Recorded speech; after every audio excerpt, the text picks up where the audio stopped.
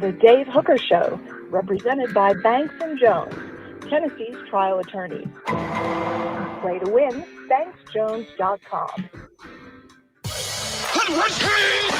The Dave Hooker Show. A presentation of Off the Hook Sports. Objective insight, expertise, top guests. Available on YouTube, Apple, Spotify, and the Off the Hook Sports app. Download now for free. Also available on offthehooksports.com. I compute and obey. Now to Dave Hooker. Ready. Here we go, kids. Let's talk some mayonnaise.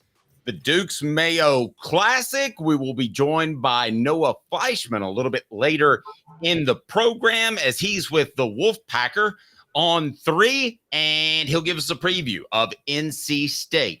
Also, something that I wanted to talk about, given my history, which you know, and I've talked about, been doing this a little bit. I'm old. How Nico, his leadership skills compared to previous Vols quarterbacks. And I'm not going to wax poetic on you, but I think it could be elevated to the point that we talk about a guy named Manning. The Vols not in the top 10 of either poll. Should they be? We'll get to that. 5 balls to watch for NC State. As always, we'll have the stat of the day and this day in Tennessee sports history. Is it a concern if the Vols don't beat the Wolfpack by double digits? And we'll have an update on recruiting in North Carolina as part of our Hookers Corner segment. We always encourage you to check that out, and you can join right here. It's very easy to do. Thanks to our good friends at Sports Treasures, you can click the QR code and be a part of the crew, and you can win a monthly grand prize, just $9.98 a month, and you get increased coverage in recruiting, more interaction with me and Caleb Calhoun. So go ahead and join Hooker's Corner, plus that monthly gift that we'll be giving away. I figure out what that is today. It was a Joe Milton autographed helmet yesterday. Caleb Calhoun, how are you, sir? I am good. Just sorry, I'm having fun with the message board. He made the comment on Roddy White's comments. I found Roddy White's comments funny, and they may not be untrue. Okay, so Roddy White's comments, ex-NFL receiver Roddy White claims Clemson lost to Georgia because they had too many white dudes. Was it not funny? Yeah, I mean, it's funny, but I think, and I wrote something that we might talk about tomorrow based off this. I think a guy like Will Brooks is important to a program, and he's a white dude. So, yeah, I mean, we're stereotyping. Larry Bird used to say, I can't believe you're putting a white guy on me. So the stereotype's out there. We're not creating it. We'll discuss it. Logjam show today. Also, the North Carolina State safety says playing against Tennessee's Vols up-tempo offense will be easier than practicing against it. Well, I didn't put a lot into that because that just sounds like good old-fashioned coach speak and what he's been told by his coach. We're going to make practice so hard that the games are easy, right? Yeah, I mean that's what I'm thinking too. Like it didn't seem like he was taking a shot at Tennessee on that. He'd be taking a shot at Tennessee if he was like, well, we've seen faster offenses. That would be a shot. But no, he's saying no, we're practicing for this. They probably are trying to simulate it as much as possible. That's what a good coach does in a situation like this, right? No, and I agree. I would say this: if this game were in Neyland Stadium, he would sound absolutely idiotic, right? Well, but it's going to be loud there too, because that's going to be. What do you think the fan base will be? 70-30 Tennessee? Probably. I mean, it's going to be loud there. I don't know, but does he didn't talk about the crowd noise or anything like that. He just talked about how fast the offense is running. My guess is NC State probably is going really fast in practice this week to try to get used to it. Yeah, but it's just like back in the day. I mean, you can't simulate Nico. I mean, you just can't. You can't do that. So, all right, you guys can debate whether or not you can have too many white dudes. But I think that's a little bit stereotyping because I've seen enough white dudes, Christian McCaffrey, to dispel that notion. Well, but San Francisco 49ers might win the Super Bowl with an all-white. Right, and my stereotype, which I'll stand by, is every Polynesian that I have ever covered It has incredible heart, is a good person, cares about family, and are super tough. So I don't know that it's bad to stereotype if it's all good stuff. I don't know. Maybe I'll get in trouble. I hope not. I just think, and by the way, the player that we didn't talk about that is going to have an impact, I think there are a lot of guys that are going to have an impact. And I'm writing a column about this because did some digging on the Ricky Gibson thing. I think he could have played. It was a groin. But ultimately, I wonder if Josh Heupel treated the Chattanooga game like an NFL team would a preseason. So we'll discuss that as the week rolls on. But a big show. Do me a favor, hit that like and subscribe button. Go ahead and then take part on our poll on YouTube, which is, I think, awesome. Before we get to why Tennessee should be in the top 10, what is our poll question on YouTube, Caleb? Let me pull that up. Sorry, just give me 1 second. I can do it. In honor of the Duke's Mayo Classic, mayonnaise is incredible, okay, or disgusting. What say you, Caleb Calhoun? Disgusting. I hate mayonnaise with a burning, fiery passion. They're like, that is total bullshit. Mayonnaise on saltine crackers with a little bit of Tabasco got me through college, kids. So, I mean, that's the word. That's with mayonnaise as like kind of the staple of the meal. So you would hate that even more, right? Oh gosh, yes. Mayonnaise is a staple of the meal. Is just, I understand some things have to have mayonnaise for like, to trap moisture and to keep. I understand the importance of mayonnaise on certain things, but gosh, that's a staple of a meal is just. Ugh. You remember the scene from Pulp Fiction? And you know what they put on French fries in Holland? Mayonnaise. Oh, man. I'm serious. They bleep and drown them in that bleep because they curse every single word, every other word in Pulp Fiction. Today's tough question. I'm getting on a soapbox right now. Tennessee's a top 10 team. I don't care what the Associated Press or what the coaches say. They're a top 10 team, and I'm going to tell you why. Today's tough question. Take a side. Take a stand. The Dave Hooker Show, a presentation of offthehooksports.com.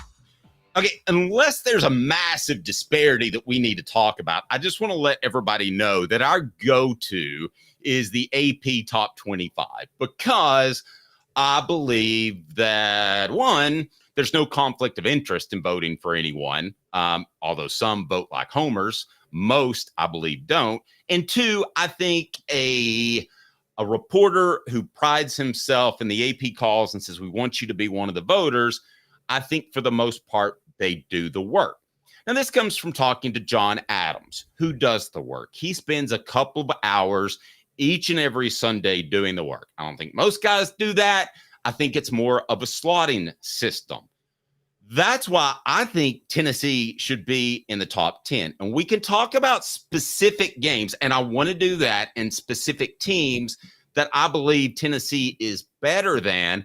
But, Caleb, I am going to some extent, use the eye test, which is probably the least the smallest factor you should take into account. But I've been pretty good at it. So I'm going to roll with that. So you and I might just disagree on some teams in general. But today's tough question is this. Should Tennessee be in the top 10? Who is ahead of them? Georgia, Ohio State, Texas, Alabama, Notre Dame, Ole Miss, Oregon, Penn State, Missouri, Michigan, Utah, Miami, Southern California. So they move up one spot, just one. And let me get your thoughts on Tennessee. Should they be in the top 10, Caleb? No, not yet. Now, let me be fair to you on this. I don't think you can. My top 10s are always based on what's been done to this moment. And now I'll give you this. Let me be fair.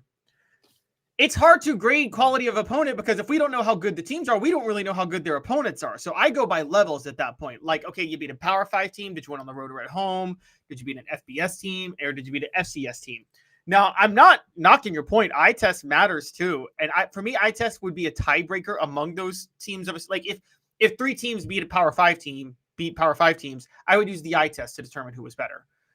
I can't put Tennessee in that category yet because they didn't even beat an FBS team. They beat an FCS team. So eye test just really has to go out the window. I mean, so as of right now, I can't say they're a top 10 team. And so just to point out, USC jumped ahead of Tennessee in the AP poll. They're still behind Tennessee in the coaches poll. But Dave, if you're doing a ranking after last weekend, you got to put USC ahead of Tennessee, at least for this week, right? Okay. Well, yes, I think that Tennessee is going to be in the top 10 probably after this week. I believe they'll beat NC State. I don't have my pick coming up. Now, who were the 4 teams in front of them with bad wins or losses? That's what we're going to take a look at. Again, some of this is going to be eye test, but I want you to take part in the new poll question because we got that first one satisfied. In honor of the Duke's Mayo Classic, mayonnaise is okay, 50%, incredible, 39%. That's me disgusting. That's Caleb, 10%. The question is now, should the Vols be in the top 10? It's on our YouTube page. Vote. Yes, they're that good. No, haven't done enough yet. The latter leads 70% to 30%. Now, let me get into why I think that Tennessee is a top 10 team and is getting the short end of a stick because of the antiquated notion of the AP pollsters. They started them at 15. Caleb, you and I would have had them higher, right? Because we know the program really well. Correct. So if they had started at 10 or 11, which I would have had them at about 11 or 10 or 11, I would have had them right on the cusp of the top 10. Then they would have been allowed to move up further. That's why I think you turn all of this over, and I'm sure the AP gets something out of it, Caleb, but you turn all of this over to a computer model, which some people absolutely hate, but do that if you must. My other point with pollsters, this should be your most volatile poll. Just like your power ranking, it's incredibly volatile. I don't know where South Carolina went, but they weren't last week. And your power poll was very volatile, and it should be. Now, it's going to start to settle a little bit, but just the fact that there was so little movement, I think speaks to a philosophical problem. Any idiot could watch Nico on Saturday and say that is an elite player. Hit like if you agree. Hit subscribe if you agree. Be sure and turn those notifications on as well. Hit the bell button. So when I look at the quarterback play last week, sure, Carson Beck played great. Knew that. Shedeur Sanders is great. Nico is great. To me, those are the top 3 quarterbacks right now in college football. So given that, having a great player at the quarterback position, they should be higher than what they are. And I'll put it firmly on Nico's shoulders. I think he looked that good and was that elite that you should weigh that in. Okay, so we agree on everything, but Dave, if you go through these teams, it's really hard for me to say that they should be ahead of a lot of them. Now they should be ahead of a few. I'll say this, and this isn't based on any feeling or anything like this.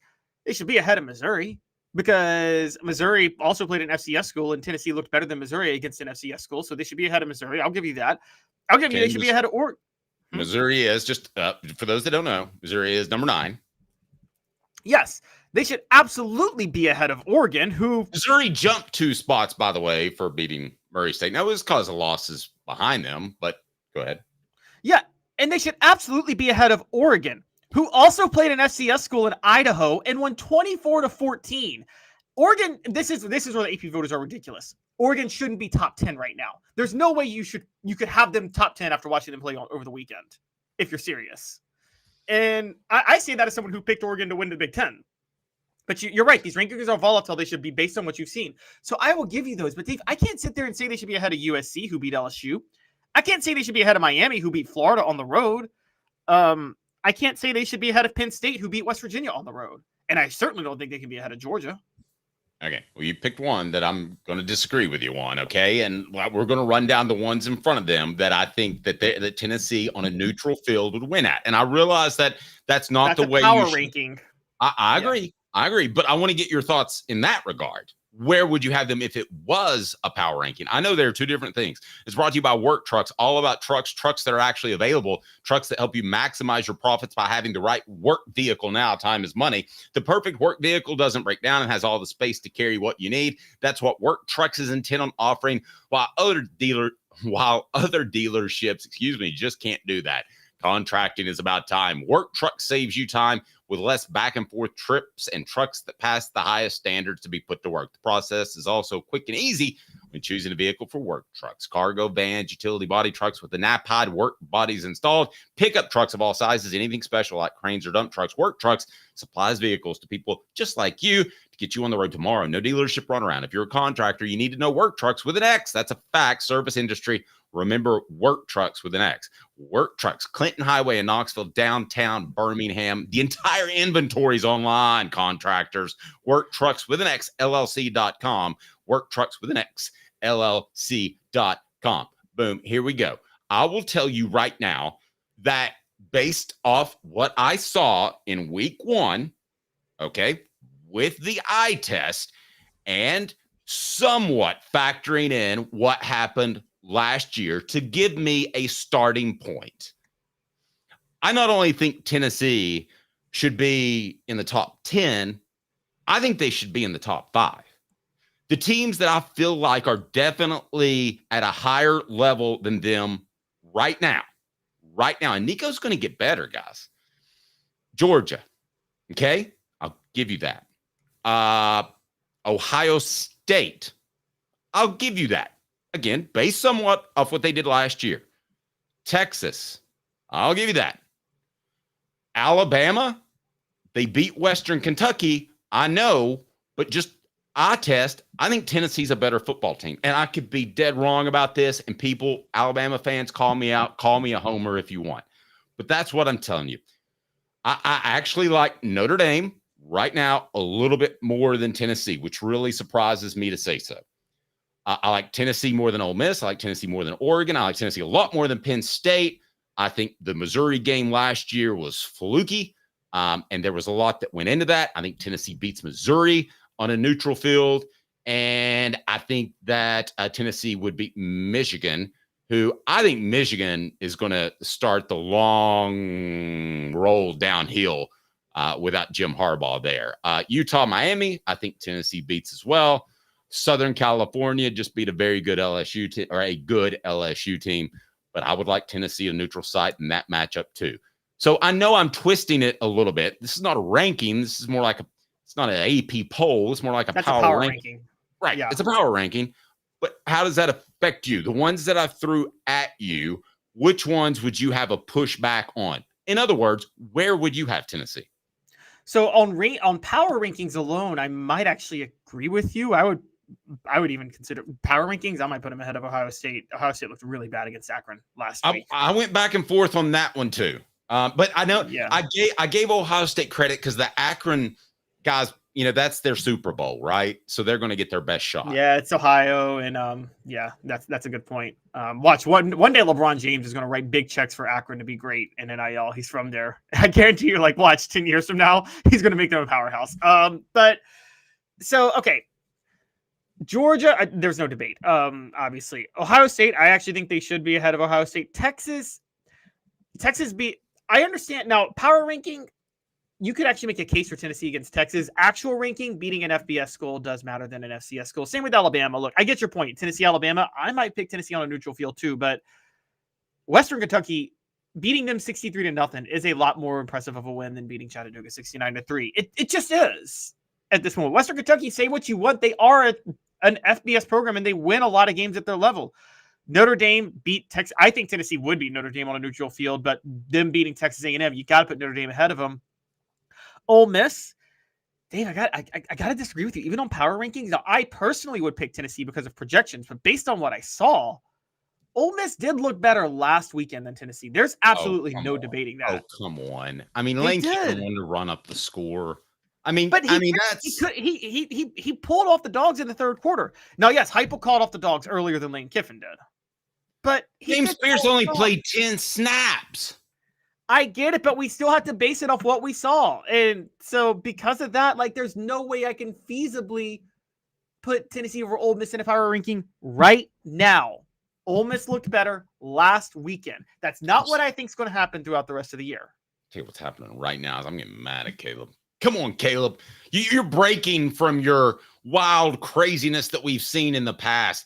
I am being dead serious when I think Tennessee's one of the top 5 teams in the nation right now. I am, but Dave, I picked them to win the national title. So, like, I'm extremely high on Tennessee. But based on just last weekend, eye test or resume, you can't say Tennessee's top 10 yet.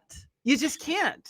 You have to hit that like button for me. It's a personal favor. Hit subscribe because we're pushing like 6,000. We're excited about that. And be sure and hit the bell to turn your notifications on because we'll go live at about midnight with our last look post-game show. And it's brought to you by Campbell, Cunningham, Taylor, and Hahn.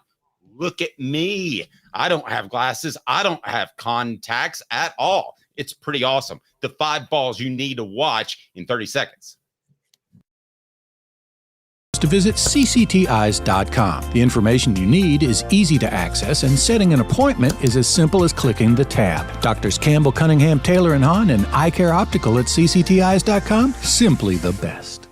All right, here we go. We're going to make this fit somehow because I like the element too much. So, Caleb, I will leave it up to you. It is 4 downs. And it's brought to you by our good friend Medicare Misty, registered in over 40 states. She can handle your Medicare questions for free. 4 downs is now brought to you by Medicare Misty. 4 downs. 4 questions. 4 answers.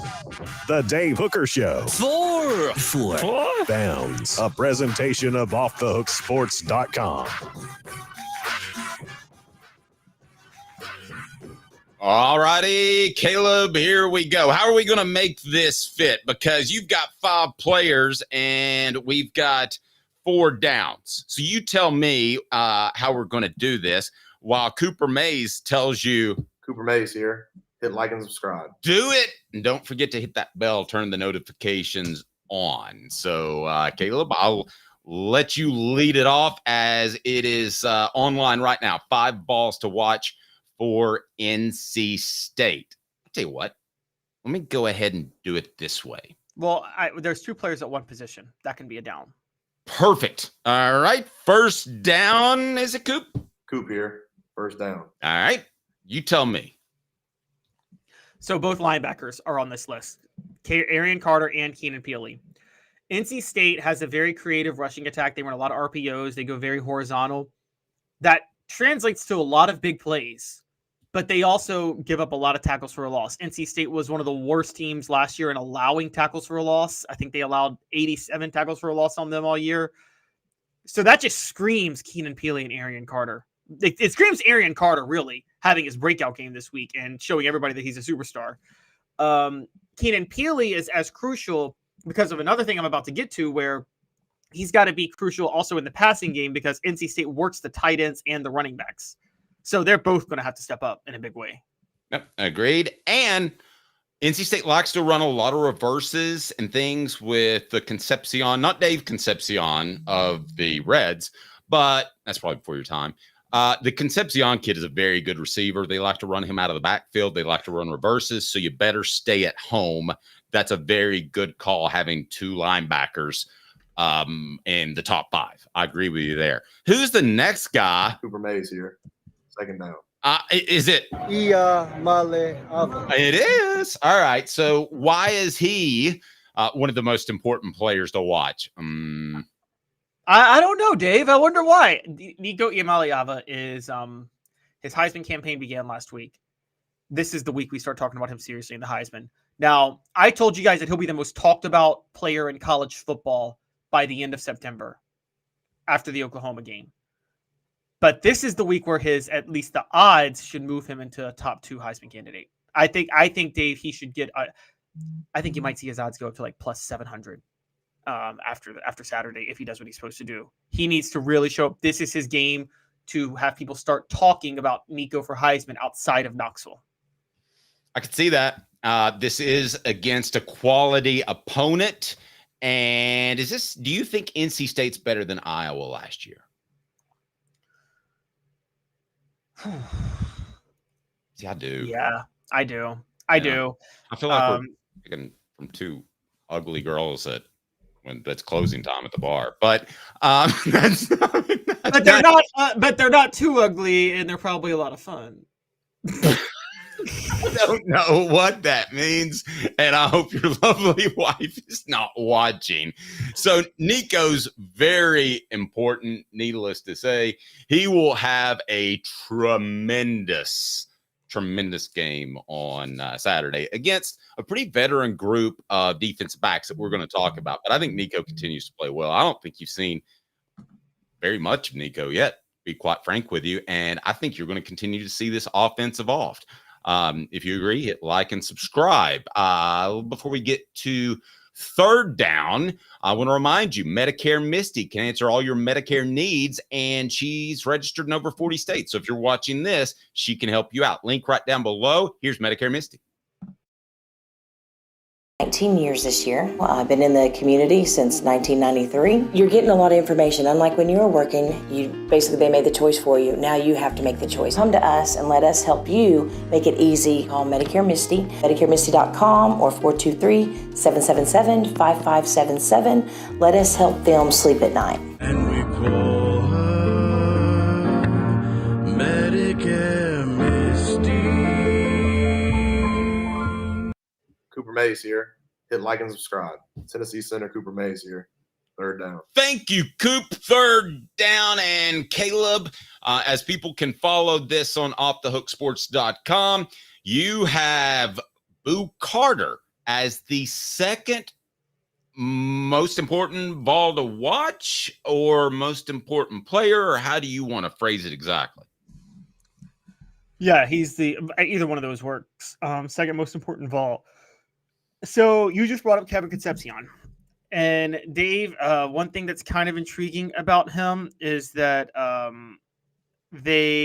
he's I think like 5'10". He's not that big. And their other go-to guy is Justin Jolly. So it's the slot receivers and the tight ends that they work, which was why I brought Keenan Peely in.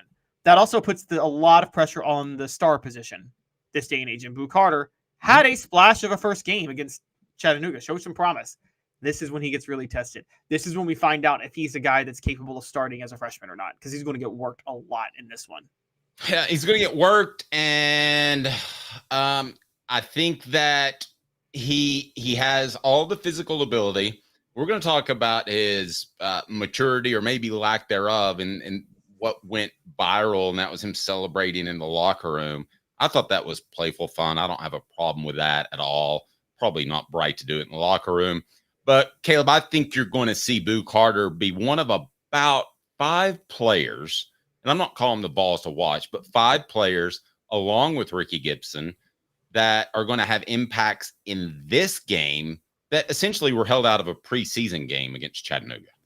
Pretty much. I think that's a good way to put it, yeah. Boo Carter, Ricky Gibson. Although Boo Carter did have an impact against Chattanooga, though. Didn't he? He had 2 hurries. I saw him all over the field at least. And 2 tackles. But just an increased level as long as he proves he can stay home against Concepcion. That's the one thing that scares me, again, with the reverse and misdirection stuff. They run a lot of that stuff. So that would be my concern with a true freshman. But again, somebody that has been at Tennessee for over 30, 40 years. And I said this at the time, and Caleb's eyes just about popped out of his head. Said, think of Del Carter and Eric Berry when you think of Boo Carter.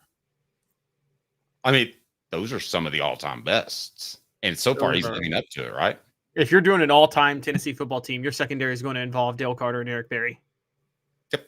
Agreed. What down's next? All SEC Center, Cooper Mays here. Fourth down. What player must we keep an eye on? As I will share this story in our link, but who should we keep an eye on? Who's the number 1 player come Saturday? Squirrel White. So last week, NC State gave up 6 catches, not for 97 yards, to AJ Colombo, the Western Carolina slot receiver, who's only 5'8", I think 170 pounds. Suggests that they're going to work the slot a lot. And Squirrel White did make an impact last week because Dante Thornton and Chris Brazel and Brew McCoy, the wideouts, were getting all the work. I think this week that changes. I think a lot of those guys are going to shift coverage over to them, which is going to leave a lot of open lanes for Squirrel White to have a chance to make a lot of big plays. Whether or not he makes those big plays is totally up for debate, but Tennessee desperately needs Squirrel White to have a Jalen Hyatt type game from 2022. Yeah, that's a possibility. I think that Tennessee work their outside receivers specifically to show people a different look and work them over the middle as well. I don't think the offense really is going to look much like it did in some phases as we move on, because I think Josh Heupel, not only did he rest a lot of starters against Chattanooga, which I'd never heard of in my life, but he did rest a lot of starters such as Ricky Gibson, who could have gone, and he said that. But I believe that Tennessee's offense is going to continue to evolve in a very positive fashion. Last year, all you could do basically is throw on the perimeter, hope the running game held up, and hope that you didn't turn the ball over. Caleb, now they can work the middle of the field. I think Dylan Sampson's going to be valuable in the flats, and I think this offense is just going to continue to grow and evolve. Any disagreement on that? No, I totally agree with you. I totally agree with you on that. And what we saw from the offense last week is not going to be par for the course with the weapons they always use. All right. This next guy we cannot wait to talk to. I've had an opportunity to read some of his work. I would check him out. Noah Fleischman, the Wolfpacker. He is on 3. We'll talk to him next. Give me 2 minutes. The show represented by Banks and Jones, a full NC State preview with Caleb Calhoun. I'm Dave Hooker. Off the Hook Sports. 5th year, the second and third generations continue Joe Neubert's commitment.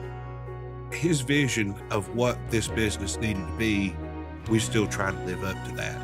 If we wouldn't put our family in it, we're not going to put their family in it. If you're going to say that you're doing the best work in Knoxville, now saying it's one thing, producing it and providing it's another. The largest family-owned collision center in Knoxville is Joe Neubert Collision Center. Hi, I'm Rick Terry, and we at Rick Terry Jewelry Designs pride ourselves in the highest quality craftsmanship from a family-owned business here in Knoxville for over 35 years. At Rick Terry Jewelry Designs, we also take pride in being an affordable option for all your game day accessories, especially those fire opals. At Rick Terry Jewelry Designs, we want to be your jeweler every day and especially on game day. Go Vols! Hi, Mike Davis here with City Heating and Air, reminding you to always dare to compare. Our team provides quality local heating and air service, installation, and maintenance across East Tennessee. We use only the best equipment like American Standard heating and air conditioning for your residential, new construction, or commercial needs. Honesty, dependability, and customer satisfaction have been the cornerstones of our business since 1961. City Heat and Air. Dare to compare. When the lights turn on and the game begins, you need a team you can rely on. Ray Varner Ford and Clinton's strong lineup of vehicles is crafted with the same dedication and hard work that drives our community. Experience quality and value in this pre-owned 2023 Ford Expedition Limited 4x4 $67,950, 2017 Ford F-150 Raptor SVT $41,950, 2023 Ford Escape ST Line $28,940. Local you trust, pre-owned vehicles you can afford. Ray Varner Ford, built for the game. The Dave Hooker Show, represented by Banks and Jones, Tennessee's trial attorneys. Play to win, banksjones.com. He tries very hard. The Dave Hooker Show. All I know is when we win a game, it's a team win. When we lose a game, it's a team loss. A presentation of Off the Hook Sports. Sideline! Touchdown! Unbelievable! YouTube, Apple, Spotify, and the free Off the Hook Sports app. Back to Dave Hooker. All right, we're joined now by a very special guest. The show represented by Banks and Jones, Tennessee's trial attorneys. Other attorneys say they'll go to trial. They won't. They'll settle and sell for less. That's why it's Banks and Jones, the show's presenting sponsor. Love those guys, banksandjones.com. Let's go to Noah Fleischman, who joins us now. He is with the Wolfpacker and on 3. And Noah, how are you, sir? Doing well. How are you guys doing? Well, fantastic. I appreciate you taking the time. Let's go ahead and dive into this NC State Tennessee game. And when I visit with opposing beat reporters, I always just like to kind of open it up to you, how you see this game. I have some specific questions I want to ask, but just how do you see this game shaping up as we head into the Duke's Mayo Classic? By the way, do you like mayonnaise? No, they played in a better bowl game in December. They played in the Pop-Tarts Bowl, which I enjoyed that one. A lot of free Pop-Tarts everywhere. I'm not going to partake in the free mayo this weekend. All right. So, Noah, how do you see this game shaping up? Lots of mayo. Yeah, I mean, it's a big game for both teams. Obviously, it's kind of billed as that, going in, first test for both teams, first FBS game of the year for both teams. But I think, NC State a week ago came out really slow, and everyone saw that, and they were losing going into the fourth quarter against Western Carolina. Not obviously the showing they wanted, but I do think this is a game that NC State will get up for. They were looking ahead, I think, last week, and this is a time where they can turn it around. We'll see what they can do. I do believe this game will be a one-score game either way. I think the line is right. It keeps going up. It's around 7 or 8 right now. I think that is accurate. I don't think this will be a 20-point win for either team or a 20-point loss for either team going in. No, for those that don't know, tell me the story of Grayson McCall and why he's a good fit at NC State. Yeah, Grayson McCall is a guy who dominated at Coastal Carolina for 5 years. He started there 4 years in a row, was the first 3-time Sun Belt Player of the Year. He played really well there. He came into the season with 88 career touchdowns, only 14 career interceptions, 10,000 passing yards. He's an experienced guy, won't get rattled by any team. He's seen basically every defense in college football. And he's a guy who they brought in to kind of be a point guard. He doesn't need to be an elite quarterback. They just need him to be able to get it out to their elite playmakers, which I'm sure we'll talk about in a second. But overall, he's a guy that they were looking for in the portal, a quarterback that could take care of the football. And in his career, he's done just that. Noah, NC State, from what I watch, runs a lot of horizontal plays offensively. It seems like they like to work the sidelines with their run plays. Last week, I'm with you. I having watched that, it seemed like they were messing around for 3 quarters and then they turned it on and scored 3 touchdowns in the fourth. But my question to you would be, in terms of like the physicality and in the trenches, is there any concern there, given the fact that I know that they weren't able to convert a couple of 4th and 1s last week, if I'm not mistaken, right? Yeah, their run blocking was not great a week ago. Their pass blocking was fine. I think that won't be a problem this week. I mean, they pass blocked exceptionally well. McCall was sacked once, and it was in a play. He was scrambling around and running around a little bit. So I think that's not a problem. The run blocking was a little suspect. Dave Doran, NC State's head coach, talked about, the reason why. Kind of part of it was one guy just not doing his job. They converted an offensive lineman into a blocking tight end, and Matt McCabe, a former walk-on. He had, a little bit of struggles in his first game at that spot, but they're expecting him to grow. And outside of that, the running backs kind of were a little impatient, trying to force things a little bit, which didn't lead to anything. But in the fourth quarter, they averaged 12 yards a carry, and they really turned it on. So we'll see if they can carry that part instead of the averaging 3 yards a carry that they did for the first 3. What are all the ways you guys can use Kevin Concepcion?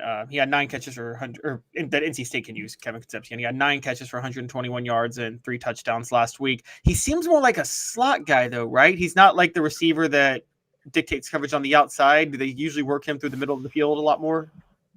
They do. They can put him anywhere on the field, though. I mean, last year there was games he was lining up as a running back. He had taken Wildcat snaps. Last year he scored a touchdown as a receiver, as a running back, or as a receiver, and as he has a passing touchdown too as a freshman. The ACC Rookie of the Year ago, but he's a guy that works over the middle a bunch. He finds space a lot and is really good in space. And once he gets out there and he gets moving, not a lot of people can catch up to him. And he's a guy that most defenses can't play one-on-one. If you play him one-on-one, he'll find a way to get open and make a team hurt.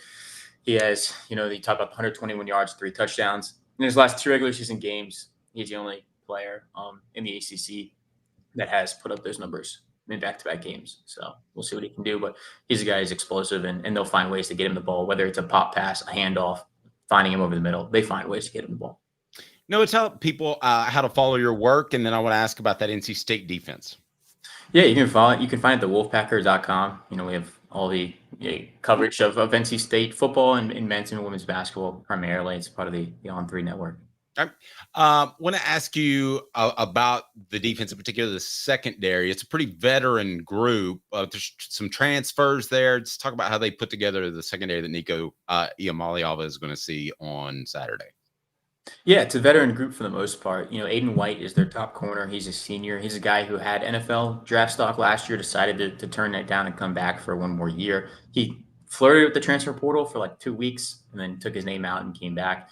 Over the top, their safeties, Donovan Kaufman's an Auburn transfer. They brought him in after spring practice. He's played well. He's kind of a hard-hitting free safety. They're playing Bishop Fitzgerald, one of the top JUCO recruits from 2 years ago. At free safety at the moment, they're starting free safety. Devin Boykin is recovering from an ACL tear. He will miss the month of September as he still works his way back.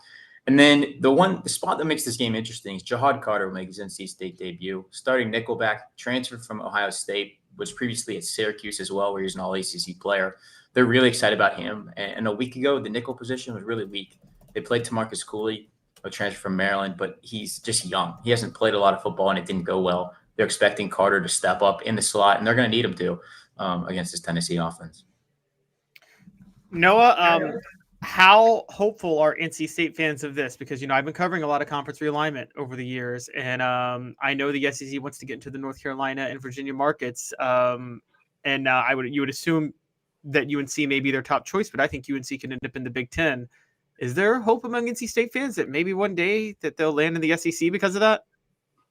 I think so, but a lot of NC State fans are just very purist, and being a founding member of the ACC is kind of part of that, and they like to be in the ACC. They love the ACC, but if the ACC were to go away at any point, I definitely think the SEC is the spot they would have rather land in over the Big 12. I don't think the Big 10 would take them, but they'd probably rather the SEC over the Big 12.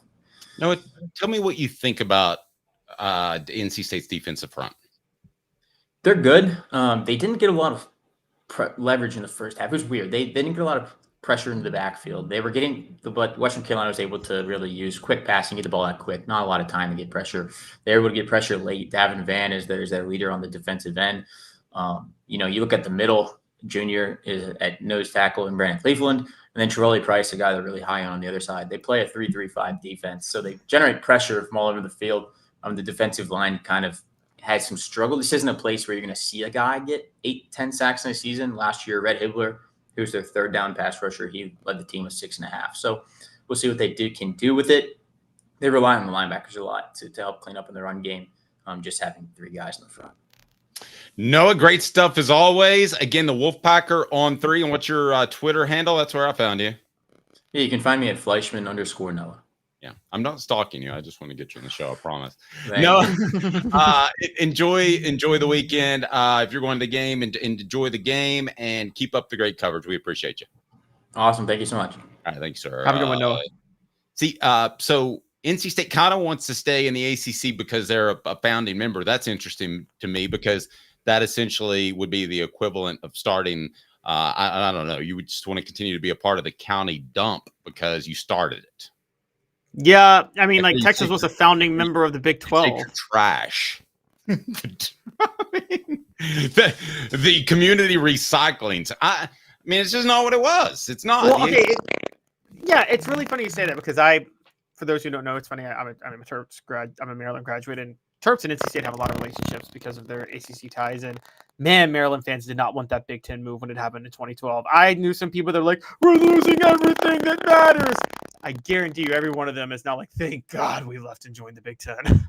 Yeah. All right. So coming up, Bank on It, brought to you by Commercial Bank, and I'm going to share something with you that I believe firmly. That's going to sound like I'm playing to the crowd, guys, but I'm not. I believe this in my heart, and we've said things about Nico that have come true.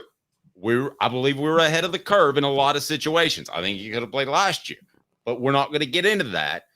Where Nico will end up as the best leader since. Bank on It, brought to you by Commercial Bank. The show represented by Banks and Jones. Banks and Jones, Tennessee's trial attorney. BanksandJones.com. Well, it's because they're Tennessee's trial attorney. You can play to win with Banks & Jones because they'll go to trial. You've heard of other lawyers. They say they'll go to trial and fight for you. They won't. They just want to settle. That's the easiest way out. Well, that's not Banks & Jones, led by T. Scott Jones. They won't settle. They'll go to trial for you. Tennessee's trial attorney. They play to win. Truly, Tennessee's trial attorney when it comes to criminal defense or personal injury. Why settle? It's Banks & Jones. T. Scott Jones. BanksandJones.com. The Dave Hooker Show, represented by Banks & Jones, Tennessee's trial attorney. Play to win, BanksJones.com. Who's this guy? Hello, who is it? The Dave Hooker Show, Who? a presentation of Off the Hook Sports, What? YouTube, Apple, Spotify, and the free Off the Hook Sports app. Back to Dave Hooker.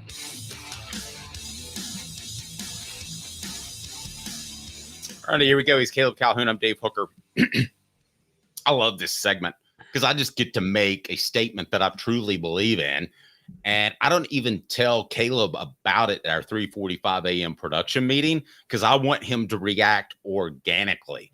So this segment is brought to you by our good friends at Commercial Bank. That's where I've been doing my banking for over 20 years. Commercial Bank, member FDIC, life made better. Commercial Bank creates positive experiences for every customer every day with better solutions, better technology. Commercial Bank for personal and business. Commercial Bank, life made better. CBTN.com. CBTN.com. Right down below.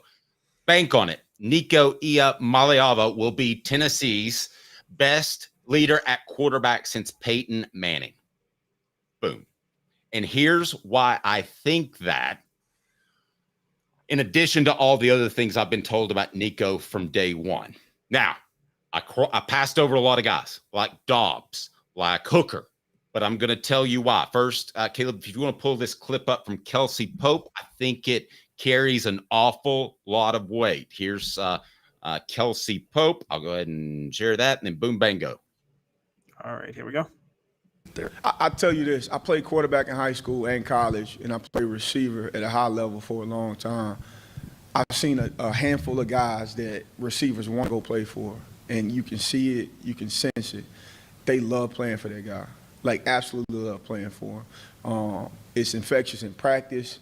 It's obviously easy in the game because the crowd's there and there's adrenaline, but they absolutely love playing for that guy. And as talented as he is, he's an even better teammate and a better leader. Okay, there you go. What do you make of that very strong statement? I think that's a very, very, very strong and very true statement. And I'm going to go a step further. I think for college,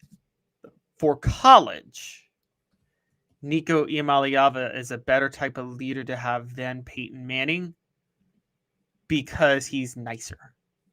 And let's call it what it is, Dave. I think Peyton Manning's leadership struck the fear of God in a lot of players. And honestly, for college kids, that doesn't make them always play as well around him.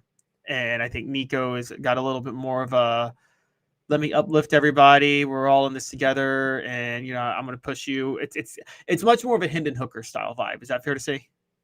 Yes. I think Hendon Hooker was more outspoken than we gave him credit for. I think Nico will be that. He's getting there, but that's not his nature. And that's fine. But it's not as if he's so introverted that he could never do it. I'll give you a great example. Josh Ward hosts a talk show talk show every day, and he's called himself an introvert. And you wouldn't know it listening to him on the radio. You wouldn't know that Nico is an introvert if he is.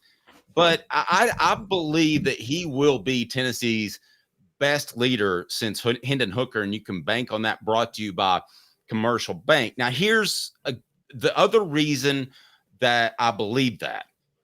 I think he could have started a ruckus last year in the middle of the season and said, listen, the Joe Milton cat just ain't getting it done. I should take over. He could have started a ruckus and perhaps even forced his way onto the field. Now, that would have created resentment, and he knew that, and that would have been disastrous for not only that season, but his career, and he knew that. But I will tell you right now, that I have been in situations in which families have tried to leverage and push coaches on a daily basis for their kids to play more. Now, my answer to that, if I'm one of those coaches, I say, don't call me again. But you really can't do that anymore because of the transfer portal rules. You used to have them, chained up. They couldn't leave because they would have to sit somewhere for a year, and then they would have to potentially pay their own way if you didn't release them. So you really can't do that anymore. You can't force your way onto the field, and if you don't, you can leave. So I have no reason to believe he ever did that, which speaks to his character. And Caleb, the way things were going last year, if I'm Nico's dad, I think about it. Don't you? I think about making a call last year and saying, Josh, can I talk to you about something? I think my son can play at a higher level. I think about it. I'm not saying I should, but I think about it. I think some people's families would. I think Nico's family was very big on wanting him to be protected and not play last year. It's funny you bring that up because Joe Milton was a 6th-round draft pick to the New England Patriots. And the story you're telling, Dave, about families trying to push literally happened with Tom Brady his senior year at Michigan. He was clearly the better quarterback, and Drew Henson, who was a freshman phenom, like the greatest prospect in the history of Michigan football, had signed with the program. And the family was basically saying, you better play Drew Henson or else we're going to transfer him. So Lloyd Carr was alternating starters with Tom Brady and Drew Henson, while Tom Brady was better the entire time, which is why he fell to the 6th round of the NFL draft. And by the way, if they had started Tom Brady the whole season, they go undefeated. And here's a big crazy part. They probably beat Michigan State. Nick Saban admitted as such. And Nick Saban probably never gets hired by LSU. I thought our bank on it statement of the day, brought to you by Commercial Bank, CBTN.com, would be more highly debated. But so far, nobody seems to think I'm an idiot. Well, okay, here's the problem with your bank on it statement. You're covering yourself. Okay, so here's the question. Nico will be the Vols' best leader since, and you can vote on YouTube, Peyton Manning, Josh Dobbs, Hendon Hooker. How am I covering myself? Because you can't actually track this. You can just always say he was the best leader. How do you measure that? Well, I can tell you from the reporting. I can tell you from the reporting I did long ago, and through all the time that I've covered Tennessee, nobody did the Peyton Manning thing, which was put up signs and say voluntary workouts during the summer, which was an NCAA violation. So Caleb, I think you can. I don't think I'm covering myself to be a I'm great. Trolling you, Dave. I'm just trolling you. You know that. Okay, but I think we'll know if he's a great leader. Now, there was one part of my bank on it statement brought to you by Commercial Bank that I had a little bit of trouble with in my mind, because I think Hendon Hooker was a heck of a leader once he got the chance. But he really only had the chance for a season and a half. He wasn't the leader going into the 2021 season. So this leadership that Nico can display is going to be 3 seasons long, not roughly a year and a half. Josh Dobbs, I don't want to shortchange either. I think he was a leader in a much tougher situation. Caleb, you're a big Dobbs guy. How would you compare the two in terms of their leadership skills? Oh, well, I think Josh Dobbs as a leader I think Josh Dobbs was a good leader, but it was more of a cultural thing. Not that Butch Jones had a good culture, but I think Josh Dobbs was just kind of a nice guy type leader. I don't think Dobbs got in a lot of people's faces. I don't think Dobbs was one to really push people to do certain things. But I thought he was a good guy. But maybe that's what Tennessee needed at that moment, because they had a terrible, incompetent head coach who, as you pointed out, was a sociopath. And it's really hard for me with Josh Dobbs because of that. Now, going down the list, I'll just say this, guys, as I've gotten older and covered more teams, and I'll give Nico all the credit, but you bring up Peyton Manning and I give him the credit. But after Peyton Manning, T. Martin was a great leader. As a matter of fact, Dave, not as a quarterback, but as just a leader, T. Martin may have been better for Tennessee than Peyton Manning was. Okay, so shameless plug. You can purchase the book, and I'll give you right now some information from it. But if you would like to purchase the book, Celebrate 98, we've got autographed copies from players. Go check it out. You can use that QR code or go to our merch shop on offthehooksports.com. T. Martin wasn't a leader in 98 when they won it all, as much as the other guys like Al Wilson, Fred White. Right. Yeah. But what T. Martin was, and I wrote about this in a column that's going to drop at noon, he was so incredibly well respected. Why? Because he sat an extra year behind Peyton Manning that he didn't think he would have to when Peyton came back for his senior year in 97. So he didn't have to be a major leader in 98. I think he turned into a good leader. But as far as the guy that's going to grab you by the scruff of the neck, I think Hendon Hooker would do that, the get-in-your-face type of guy. I think Joshua Dobbs would do that. But I don't think that was T. Martin's place. So I'm not knocking T. Martin as a leader. I'm just saying I don't think that team needed that. Well, see, but that's where I'm talking about striking the balance, though, because, yeah, grabbing the guy by the scruff of the neck. And I'm not trying to come that I feel like with T. Martin, they needed a quarterback who wouldn't do it because I thought Peyton Manning did it too much for college. Isn't it fair to say that Peyton Manning, that players almost feared him and it may have messed up their play a little bit sometimes for the college level because he was so hard on them? It's not a terrible point. I mean, oftentimes perfectionists in leadership positions don't do a good job. That's why the best players aren't oftentimes good coaches. And he was a coach on the field. So I'll give you that. So are we saying now that Nico's a better leader than Peyton? Well, I look, Peyton in the NFL is the best leader you could ever have. But there's a difference between leading an NFL team and a college team, right? And I mean, with the NFL, you want a guy like Peyton to get on your you know what, because also you got money on the line. So I mean, Peyton Manning, if you're a receiver, Peyton Manning may get on you, but he's trying to help you get a big contract. So I mean, like, you should listen to him. So, but in college, I'm sorry. Go ahead. But yeah, in college, I think you got to be a little bit nicer, and there is striking that balance. I mean, look, I'll just tell you straight up. I think Aaron Rodgers only has one Super Bowl because I don't think his teammates are willing to go all out for him in the playoffs because I think he throws them under the bus too much and he won't accept responsibility. And I think there's a psychological thing where they won't go all in. So look, Peyton Manning was to all from the other side. We're talking about the quarterback in Tennessee history. We could say maybe Casey Clausen, you covered him. Maybe he didn't grab people by their throat enough, Casey Clausen, and he should have been a little bit harder on him. I don't know. You were there. I would agree with that. Yes. You agree? That's why Casey wasn't on the list. Casey expected you to do your job. He was a leader by example, which is completely cool. I wouldn't knock Nico if he was that guy. But no, he was not the grab you by the scruff of the neck. Yeah. Tyler Bray didn't even lead by example. Okay. He couldn't even put himself together to actually not throw beer bottles at cars as a quarterback. So I can give you Nico dating back to Peyton Manning. I can even say better. I think Hendon Hooker is the best leader I've covered that I would say is Tennessee's best leader at a quarterback post Peyton Manning. Not their best quarterback, although some people might make that argument, but definitely the best leader. So do you think Nico could be better than Hendon Hooker as a leader? I think he'll be better as a quarterback for sure, but as a leader? Yes, I absolutely do. And I think the similarity is that Hendon Hooker thought in the first half of 2021 that he was the better quarterback, and he was probably right, correct? Correct. Okay. I think Nico, the similarity is in the second half of 2023, he thought he was a better quarterback.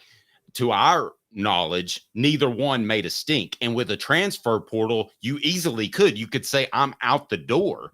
I'm going to go somewhere else and play immediately because you didn't get me out there when I'm the better quarterback in practice. That's Bank on It, brought to you by Commercial Bank. Again, CBTN right below. We love Commercial Bank. Quality Tire Pros. The Eberle family has been serving Chattanooga's community since 1957. All major brands of tires, full service automotive, brake alignments, oil changes, and more. All work covered by nationwide warranty. Cherokee Blvd or online at qualitytirepros.com, qualitytirepros.com. Stop by and tell Bo that Off the Hook Sports and Dave says hello. Off the Hook Sports and Dave says hello. Now, typically, every Wednesday, we're joined by a very special guest, Jimmy Himes, but he had a previous engagement and he will join us on Friday. So we look forward to visiting with Jimmy on Friday. And his appearances are, as always, brought to you by Ray Varner for This Day in Tennessee Sports History. Can I ask a question before we get out of this segment?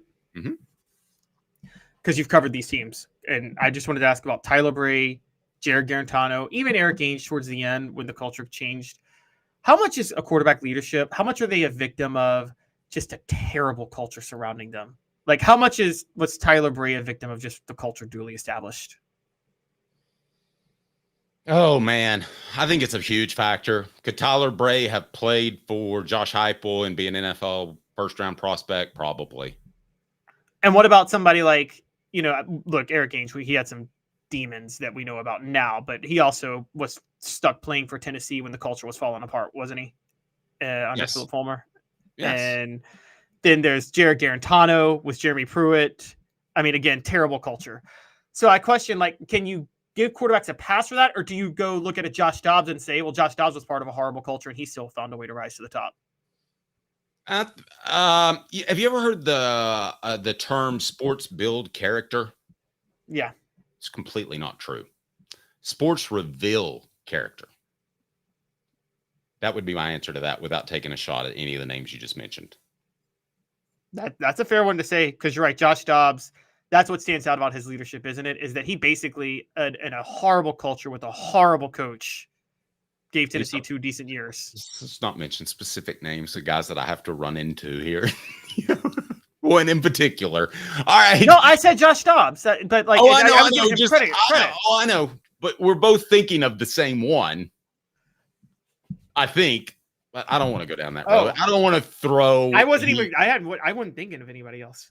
Okay. I don't want to throw heat at anybody. I don't want to do that. So coming up, we have this day in Tennessee sports history, also the stat of the day, and who's in worse shape, Clemson, FSU, or Florida.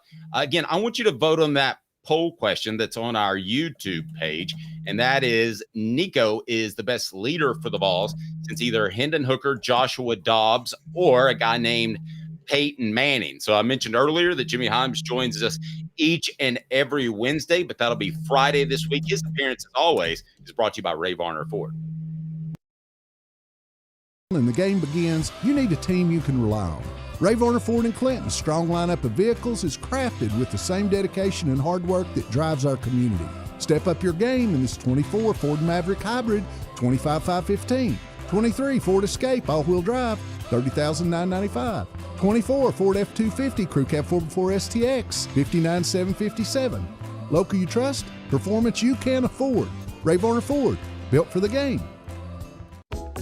Sports Treasures in North Knoxville is one of the South's largest sports cards and memorabilia dealers, featuring over 10 million sports cards from vintage to modern. Sports Treasures carries a full line of hobby boxes, singles, autographed memorabilia, Tennessee Vol collectibles, fan cave decorations, and so much more. See a museum full of collectibles at Sports Treasures, 4819 North Broadway in Fountain City, and Sports Treasures on Facebook. Sports Treasures, where the real sports fan goes to shop. Have you seen the latest TriStar Hats Co. product? TriStar Hats Co.? What's that? You know, those really cool hats, shirts, tumblers, and even license plates with 3 stars like the official Tennessee flag and stripes like the American flag. Pretty patriotic if you ask me. Ah, gotcha. Seen those. Those are cool. Where can I get them? Simple. TriStarHatsCo.com. And if you order now, there's 10% on any order $50 or more. Plus, use the promo code HOOKED. With the promo code HOOKED, you get 10% off. That's hooked. And don't forget free shipping with any order over $50. Stock up at TriStarHatsCo.com. That's TriStarHatsCo.com. There are plenty of wannabes out there, so make sure you go to TriStarHatsCo.com for the best quality and customer service. Will do, and I'll be sure to use the promo code HOOKED. That's hooked when I do, to save an additional 10% off. TriStarHatsCo.com. TriStar Hats Co. is a trademark of TriStar Hats Co. LLC. Any use without express written consent is prohibited. Now in its 45th year, the second and third generations continue Joe Neubert's commitment. His vision of what this business needed to be, we still try to live up to that. Joe Neubert Collision Center. The Dave Hooker Show, represented by Banks & Jones, Tennessee's trial attorneys. Excuse me, Your Honor. Play to win, banksjones.com. Who's this guy? Hello, wizard. The Dave Hooker Show, Who? a presentation of Off the Hook Sports. What? YouTube, Apple, Spotify, and the free Off the Hook Sports app. Back to Dave Hooker. New poll question on the YouTube page. Hit it up now. We'll get into the discussion of some Tennessee rivals on the recruiting trail and on the field are falling apart in front of our very eyes. So we shall discuss that. Caleb Calhoun, first this day in Tennessee sports history. Oh, he's smiling. He's got a good one. What is it? 7 years ago today, the beloved trash can was unveiled for Tennessee. That's right, the turnover trash can. And they beat Georgia Tech 42-41 in overtime. In probably a game, Dave, that I have never seen a team have less business winning than Tennessee did that day. And it was the trash can. It was a trash can. It was a trash can. Butch Jones, in his final year, started Quentin Dormady. There were some very good players on that team. Dormady, John Kelly, Marquez Callaway. Unfortunately, Butch Jones and his new offensive coordinator, Larry Scott, did not know how to use them the rest of the year because because he's Butch Jones. I have way too much fun with him on this show. I didn't mean to. Sorry about that. Can you take that down? There we go. All right. So I didn't. I can't fit enough of these into a poll question. So really, please tell me, Adam. We did talk about Fire Marshal Bill yesterday. I will take a meme for DJ Ukulele, for sure. What was the dumbest thing that happened in the 90s? Was it the garbage trash can? Was it, one of the things that I thought was the dumbest is when Derek Dooley picked media to be the celebrity head coaches of his team. That's pretty pathetic. And John Adams was one. I have to knock. Go ahead. Fulmer and Pruitt did one that really angered me, which was they decided that instead of the Big Orange Caravan, we're just going to have cheerleaders, go across country and take pictures with fans. And they actually thought from a PR perspective that would work. They thought that people would find that as a suitable replacement for the Big Orange Caravan. It didn't work. Yeah. Okay, so I misspelled something because it leads into our next discussion. This day in Tennessee sports history is brought to you by our good friends at Asia Cafe. Asia Cafe is unbelievable. I had some leftovers last night, and it was still fantastic. Asia Cafe, right down below, asiacafe.org. There's the link. Handcrafted from guarded family recipes, and they also have the fantastic 6-to-1 Brazilian Cocoa Energy Booster Premix instant white coffee that you have to try. Good sustained energy throughout the day. I love it. Since 1909, Lim Dynasty has been providing coffee, and man, they are absolutely unbelievable. So I want to set the poll question on the YouTube for our next topic. And it is, I want this team to be the worst in the nation. Clemson, Florida, or Florida State. Why did we pick those three, Caleb? Well, I think there is a legitimate debate over which power program is in bigger trouble long term. Because it started, I'll be honest, two of them was Clemson and Florida because they're related to Tennessee. Tennessee plays Florida and they're major recruiting rivals with Clemson. But then I thought, you got to throw Florida State in there too, because for the same reasons, I think Clemson might be in bigger trouble than Florida, which we'll get to. Florida State also might be in trouble. And so I had to throw Florida State in there. So it leads us to honor of Norm Macdonald. What the? What was he thinking? Release the hounds. The Dave Hooker Show. Keep cool. A presentation of OffTheHookSports.com. Caleb, you tried to pitch me at our 3:45 a.m. production meeting that Tennessee fans should want Clemson and Florida State to be worse than Florida. Caleb, please try to somehow convince me of that, because right now it's about 80% Florida on our YouTube poll question. Please vote and Tell me why in the message board. But it's got to be Florida, who you play every year, unless the schedule gets changed again, right? No, it doesn't. Let me ask you this question, Dave. Yes. How good was Florida in the 90s? They were very good. How good was championship, 2 SEC titles? Florida, they won 5 SEC titles, 4 straight in the 90s. Actually, I think 6. This was Florida in the 90s. Yeah, Yes. 6. I'm sorry. Go ahead. How good was Clemson in the 90s? Clemson in the 90s was not very good. No, they were not. Now, how good was Tennessee in the 90s? Tennessee was very good. One of the best programs in the nation. All right, now let's go to the last 15 years. In the post-Urban Meyer era, how good has Florida been? Not good at all. How good has Clemson been? Respectable. They're the second best program of the last 15 years. That's not respectable. They're elite. They've been more successful than Tennessee was in the 90s. No, I agree. Now, how good has Giving Tennessee you a hard been the last- time. How good has Tennessee been the last 15 years? Not good. So it's proof that when Florida's good and Clemson's bad, Tennessee can still be great. But when Clemson's good and Florida's bad, it doesn't really help Tennessee because the problem is recruiting. Tennessee and Clemson are recruiting similar prospects, so you want Clemson to fall further than Florida. You're going to be fine if Florida's good. That's not going to hurt you. It hurts you if Clemson is good. Elias is, I believe, one of our best posters. He says there's a convoluted argument that a strong UF hurts Georgia and we recruit more against Clemson. Very true. Now, he threw that second part in there that, yes, there's a lot of guys right at the border of Georgia, Florida, and I'm talking about close to the Gulf, that choose between Georgia and Florida. So if Florida's good, that hurts Georgia. If Clemson's bad, that helps Tennessee in recruiting. Is that basically your argument? Adam agrees with you for some reason. Yes. Guys, you're all crazy because here's the bottom line. If you've got a gimme win on your schedule, and Tennessee used to have that with Florida in the 80s. They had that with Alabama in the 90s. I mean, when Florida's good, they win a football game. When Clemson's good, you might or might not play them. Come on, Caleb. This is insane. Would you take a gimme win? Okay, hold on. You add one extra gimme win to your schedule, but you never have a top 10 recruiting class.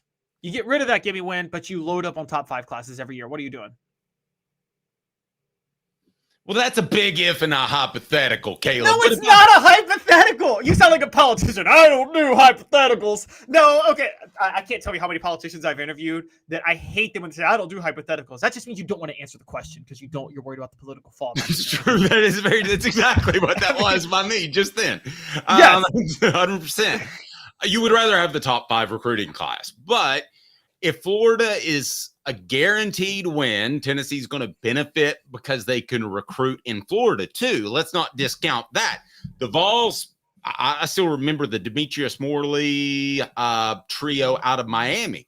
They took them away from the University of Florida, and that was a huge monster get. I remember Gerald Williams was a part of like 15 classes because he couldn't graduate.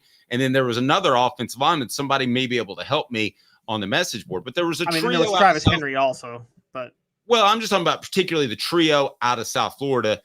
They beat Florida 4 in about 2000. Would that have been about 2008? And yeah, how'd the next 4 years work out? Well, not grand. I guess that would have been about 2007. Now I look back at it, but I understand your argument. I understand you want Clemson to be down, but I already think, and David Sanders is a great example. I already think Tennessee's going to win in the Carolinas. I don't think Clemson has to be any worse than what they are right now, to be frank with you. Tennessee's winning in the Carolinas because Clemson is way, way, way down. And that because they let things slip. Clemson went straight into Knoxville, straight into East Tennessee, in Oak Ridge, and they plucked T. Higgins out of there. Then they went to Knoxville and got T. Martin's son to commit to them. Then they went to North Georgia and got Trevor Lawrence, who grew up a lifelong Vol fan. So they picked a lifelong Vol fan, the son of Tennessee's national championship from Knoxville, family in Knoxville, the son of Tennessee's national championship winning quarterback, and a superstar receiver out of Oak Ridge. Before they even won a national title, Dave, they got those guys committed to them. They just plucked them straight out of Knoxville, straight out of Tennessee. You need Clemson to go down. And I point this out because Tennessee is at their best when they're plucking the Carolinas, and they're plucking both. Because you're right. In the 90s, you had Leonard. Thank you, Daniel. Sorry, go ahead. You had Leonard Little and Sean Bryson in the 90s from North Carolina. But from South Carolina, you had the entire defensive line from South Carolina. And so you need Clemson to be down. Oh, and I know all this. But how about Clemson was up because Tennessee was down on their own accord? In other words, Tennessee was the cause and effect. It wasn't Dabo, I'm super recruiter and beating you for T. Higgins and Amari Rodgers and Trevor Lawrence. It was the fact that Tennessee was, in the mess kit. That's factually true. That's absolutely true. But here's the thing. Just because that's the catalyst for it, that doesn't mean that now Clemson's got the upper hand. So yes, Tennessee falling led to Clemson's rise. But once Clemson had the rise, the ball was in their court to fall before Tennessee could really take over again. They have fallen. Clemson has fallen. Olympus has fallen. Clemson has fallen. Tennessee is in prime position now to take it back. Once you do fall, this is the problem with when you fall as a program, Dave. You know this. Unless you're LSU, and I mean, or Ohio State or Georgia, when you fall, you got to work extra hard to get back up and into that room. The other team has to, the rival recruiting schools have to fall for you to get back in.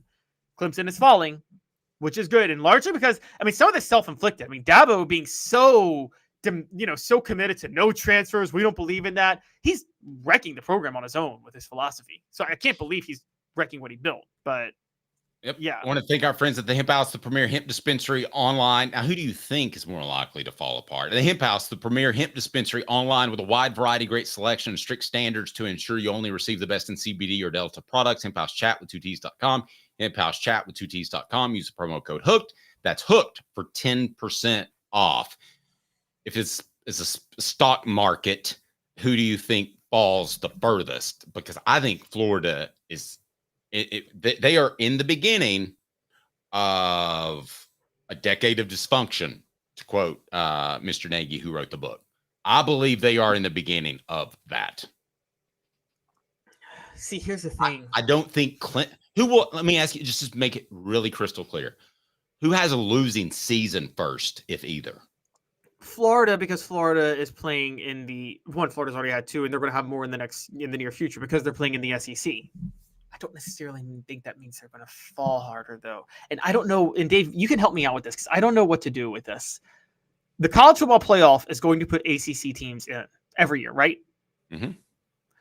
But don't you also agree with me that even Miami, who just blew out Florida, the gap is so significant between the SEC and the ACC now, or the Big Ten and the ACC, that there's going to be that the recruiting gap is going to get larger and larger to a point that in 5 years, won't ACC teams in the college football playoff look like group of 5 teams in there? And here's why I think they could fall harder.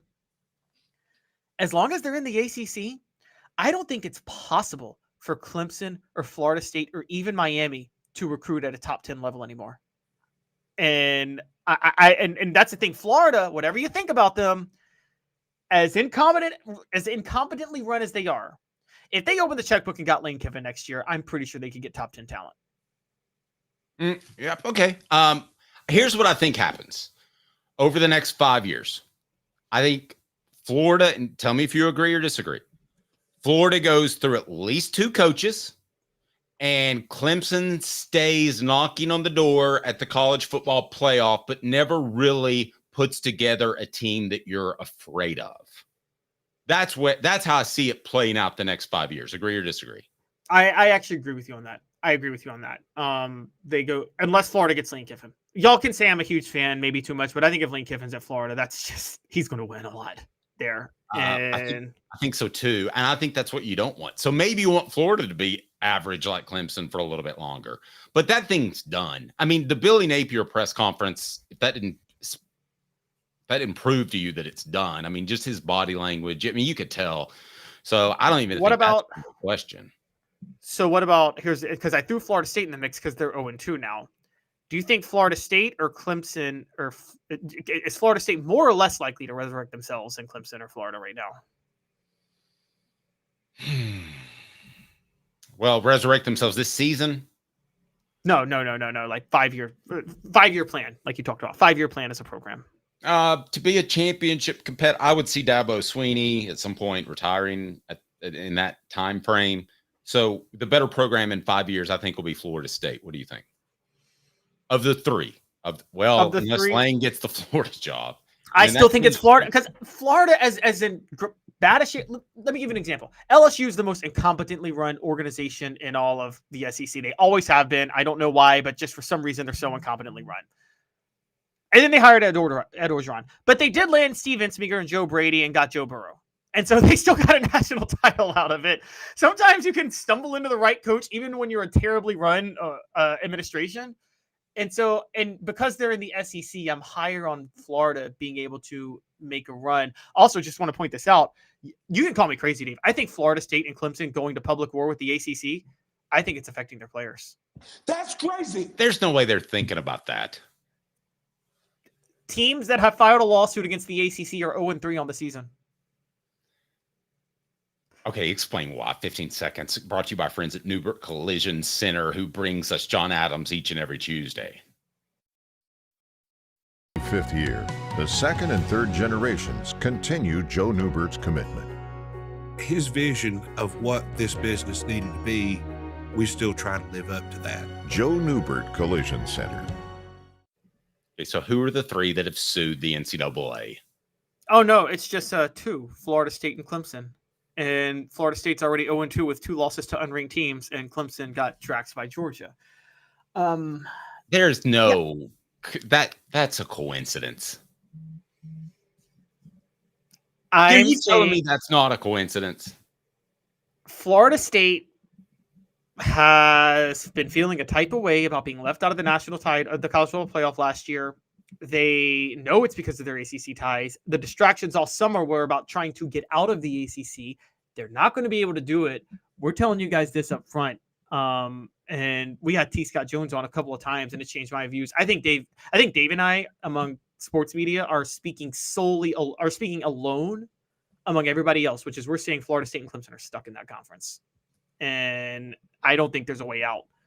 And I think the fights about that are infecting the players. They're infecting the fans, because Dave, I can just tell you this right now. Clemson and Florida State fans, they are super nervous about the future and the state of their programs, because they know that if they can't get out of the ACC, they will fall to second tier. And y'all can, and by the way, Miami will too. They're getting lucky right now because they landed Cam Ward. You land a generational quarterback, you can always have a good year, but same thing's going to happen to them. But they're not freaking out right now because they got Cam Ward. Florida State and Clemson are freaking out, and that freak out from the fans is infecting the players. I've covered too many college football programs, Dave. The sentiment of the fans infects the players and infects the locker room long term. That's why Tennessee makes mistake after mistake against Florida, because the fan base is telling the players constantly, we can't beat Florida. We always lose to Florida. And it infects these 18 to 19-year-olds. And so the first time a mistake is made against Florida, they believe it themselves that they can't win, and they spiral.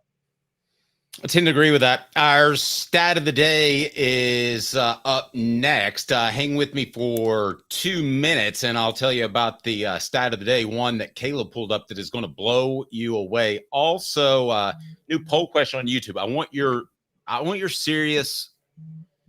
I want you to be honest. I want you to answer the poll question. How would you feel if Tennessee didn't win this game by double digits? Is everything okay? Still a win? Or would you be concerned?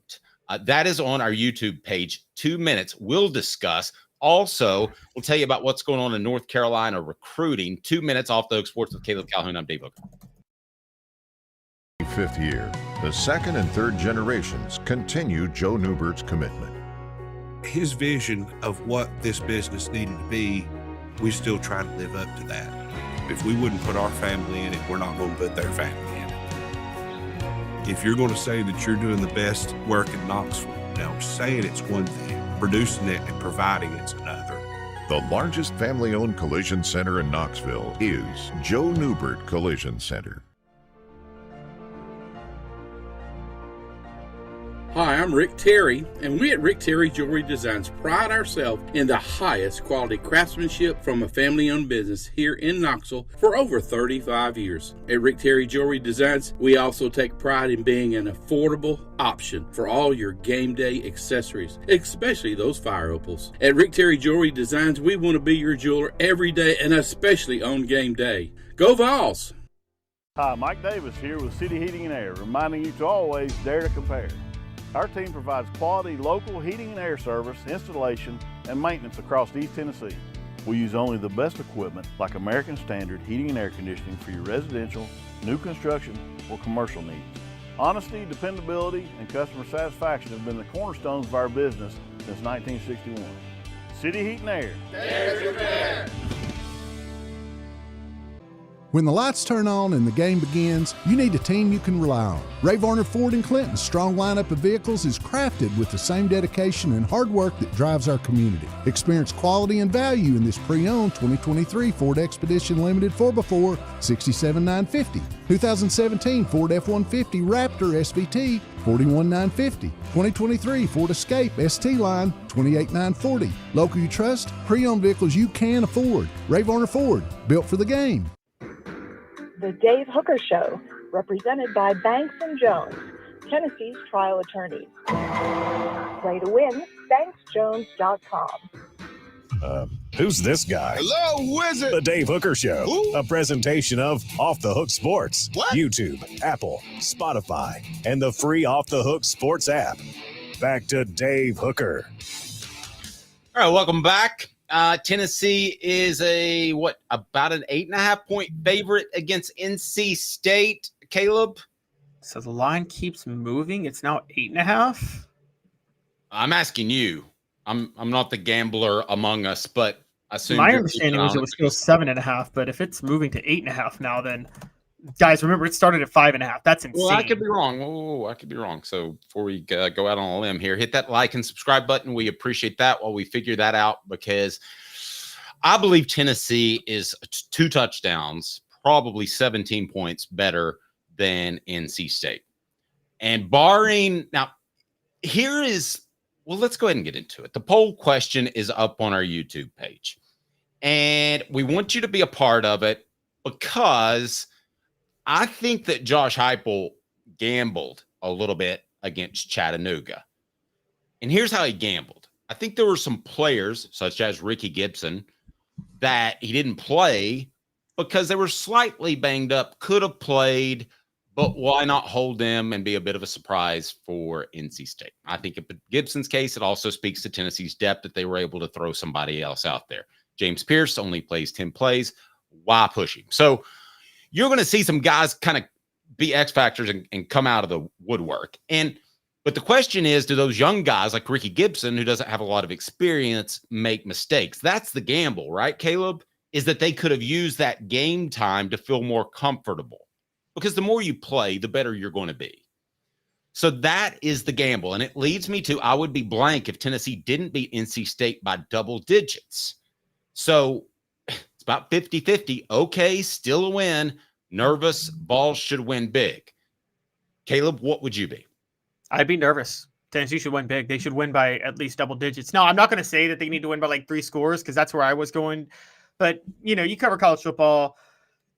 Tennessee could be up 42-21 in the fourth quarter and let NC State score a meaningless touchdown to make it a 42-28 finish. So I won't say it has to be a 3-score win, but it needs to be double digits. I mean, guys, they're significantly better than NC State. We just had Noah Fleischman on, and I don't know if you noticed, David, he basically told us that their run blocking isn't that good, right? Yes, which is typically a problem. When you're facing a team like Tennessee that has, by all accounts, a top 5 defensive line in the country, it's a really big problem. And they need to be able to run the ball. So I just don't understand how Tennessee doesn't win this game in gigantic fashion. They should win it easily. And by the way, Dave, I'm glad you brought it up. The line has moved to Tennessee -8. So for those who don't remember, we talked about this 2 days ago. It started Tennessee -5.5 on Sunday. Within 24 hours, it moved to Tennessee -7.5. Now it's moved to Tennessee -8. Do you know how crazy it is, guys, for a line to move? Sorry. It's okay. Do you know how crazy it is for a line to move 2.5 points? And it's not even that's a lot. I mean, I know that because gambling is a part of what we do. I don't gamble myself, but I'll back Caleb 110% on that. That is a lot. I'm going to agree with you. I would be concerned if Tennessee didn't win by double digits, and I'll tell you why. Now, college football recruiting has put a roof over my head, okay, for the majority of my career. That's been primarily what I have done. However, I know the pitfalls of what I'm about to say, okay? It's not the end-all, be-all. But what do you think? Let's look over the past recruiting classes of NC State that should primarily make up this team, okay? And I know there have been transfers, but they were 23rd last year, so that would include some transfers. 23rd in the nation. All right, Tennessee's always pushed right at the top 10. Caleb, would that be accurate to say with Josh Heupel? Yeah, they've always pushed top 10. Okay, so NC State, scrolling down for the 2023 class, they're a little bit hard to find. Again, I know that recruiting is not everything. I know guys are misevaluated all the time, but NC State was 43rd in recruiting 2 years ago. Caleb, 43rd. To my knowledge, Tennessee has never been lower as a program than Derek Dooley, who had him about 28. Is that right? No, actually, Derek Dooley didn't recruit too poorly his 3 years at Tennessee. The worst was Fulmer's last year, going into 2008. That 2008 class was okay. That's the class that was like 25. So maybe okay. So now maybe the class after Derek Dooley was fired, 2013, Butch Jones's first class. But is it really fair to ever judge a coach on their first class or the class put together right after they were fired? Because it's like that's a little bit it's tough to put together a decent class with that situation, right? I agree. 23rd though, 2 years ago, and what should be a good bit of the core that makes up your football team, the ones that are 2 and 3 years old. So let's go back another year and see where old NC State is recruiting wise. I mean, guys, I'm telling you, I watched the entire NC State game. I'm pretty good with my eyes. This is not going to be a close football game. This is not a very good football team. Unless Tennessee does not play their best game or does not play an above average game, Tennessee should win by double digits. Now, that recruiting class way back in 2022, do you want to guess where NC State landed there? Because I'm still scrolling, Caleb. I had to open up another screen, for goodness sake. You want to guess? 27? 64. 64 is pretty bad. Okay, that's the type of talent differential we're talking about. Just for the record, in that particular season, Tennessee was 17th. That's not championship worthy, guys, but it's a lot more respectable than being outside the top 50. Let's go back one more year to 2021. That would be some of the guys in this class, right, Caleb? Or on this team, excuse me. I'm still scrolling. And I'm looking for NC State, and they're 36. So they're averaging low 40s in terms of their signing classes year in and year out. Tennessee's averaging around, 12 or so under Josh Heupel? Yes. Now let's narrow this a little more, though, because we do have to be fair on this front. In the era of the transfer portal, you have to track talent composite because you pick up guys. Is that fair to say? You lose guys, you pick up guys, things like that. And the talent, but the transfer portal is factored in to the composite recruiting rankings. So if you want to talk about last year, they factored it in to the 247 rankings, which go into the composite rankings. I checked on that actually. Okay, but they can't factor that class like once you lose a player. You know what I mean? And that's where I'm at. Oh, okay, I got you. I thought you were talking about like Tennessee brings Lance Hurd in. He's considered a 5-star transfer, so he helps their ranking. Yes. So talent composite, it is closer overall this year. And the talent composite, Tennessee is number 17, NC State's number 40. Now, that's still significantly better. Tennessee is number 17. Wait. What's the talent composite mean? Is that over the course of several years? No, it just breaks down all the number of 5 stars, 4 stars, 3 stars you have on your team, however you got them. Is it safe to say this? And let me just ask you. Tennessee has top 10 talent, albeit young, in the nation. Am I wrong on that? No. Well, look, this says that they have number 17. I would say they have top 10 talent because while they may not have it everywhere, Nico Iamaleava pushes, like an elite quarterback pushes you above a lot of other things. Right. Almost counts as 2. I see what you're saying. Yeah, it does. No, I got you. I mean, I would rather have one great quarterback than 2 great running backs in today's football. So I'm totally with you. Now, can you sit there and say that you think that NC State has top 25 talent in the nation? No. They don't have talent. I do not. Top 40. Can you say definitely, no question about it, top 40? Yeah, I can give them top 40. I can give them top 40 because again, they're number 40 on the 247 talent composite, and they do have a good quarterback. Not Nico Iamaleava, but they have a good quarterback in Grayson McCall. A good quarterback. I like Concepcion, but we just talked about with Mr. Fleischer, who covers the Wolfpack, about a team that can't stop the run and has a hodgepodge of transfers in the secondary that have played a lot. Sure, they have, but one of them didn't even show up ready to be a starter. That's always a major, major red flag when a guy transfers to a school and he's not starting from day one. So I have no reason to think that Tennessee's talent isn't exceptionally better than NC State, Caleb. And I believe that at the end of the day, talent will win out. And used to be, I would say, well, let's let some of those young guys play. But I think Tennessee has played a lot of those young guys in practice and gotten them ready. So when I see Nico as ready as he was, why not think Ricky Gibson can be incredibly ready when he goes out there and at a different position, we won't notice as much, play every bit as well as Nico? No, I agree with you on that. I totally agree. I'm high on Ricky Gibson. And yes, I think Tennessee's significantly more talented, but that doesn't mean I'm going to totally dismiss and say NC State's like not a top 60 caliber talent team. I think they are top 40. I do. I mean, they are a top 25 team. And so I think they are a top 40 on talent. I just think Tennessee is significantly better. So I don't expect NC State to make this a game. I think Tennessee should blow them out. I think their scheming is better. And I'm with you. Tennessee's just got bodies and bodies that they can throw in, but depth isn't going to matter in this game, guys. We're talking about depth. Depth only matters if it's Georgia Clemson and it's a 6-0 game at halftime, and then Georgia's depth wins out, so they win 34-3.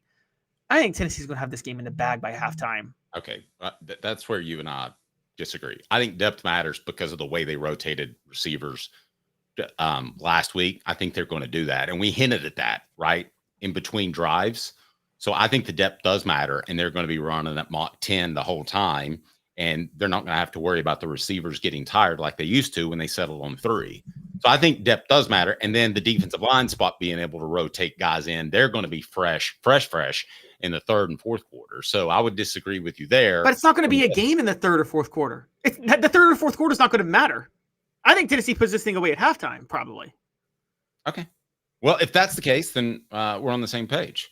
I think that Tennessee ultimately, now, as far as the overlook factor, could there be anything to that?